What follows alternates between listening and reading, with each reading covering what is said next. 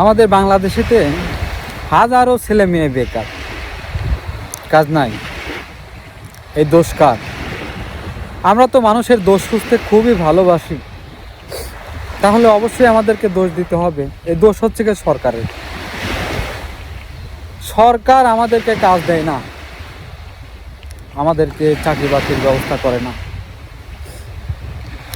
আবার যাদের বাপ মার একটু টাকা পয়সা আছে তারা বলে যে আমি বেকার, আমার বাপ মা টাকা দেয় না, আমি বিজনেস করতে পারি না।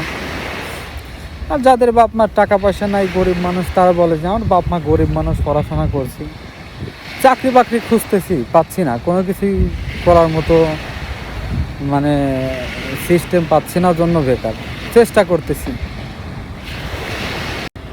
আমি বলি আপনি বেকার কেন? আপনার হাত আছে, পা আছে, চোখ আছে, কাজ করার মতো শরীরে শক্তি আছে, আপনি কেন বেকার থাকবেন? কিছু একটা করেন।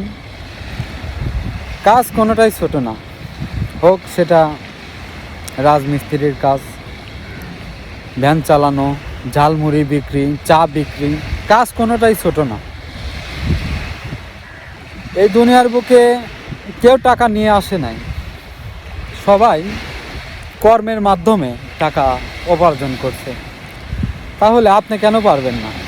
আপনি কেন পারেন না জানেন? আপনি কাজকে ছোট মনে করেন। এটা করলে মানুষ কি বলবে, ওটা করলে মানুষ কি বলবে, এই কাজটা ছোট। এই যে আপনার মন মানসিকতা, কাজকে ছোট করে দেখেন জন্যই আপনি বেকার।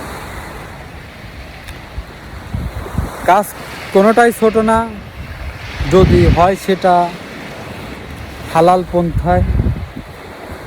কাজকে ছোট করে দেখবেন না, কাজে লেগে পড়েন, ইনশাল্লাহ আপনার বেকারত্ব দূর হবে। ভালো থাকবেন। আল্লাহ হাফেজ।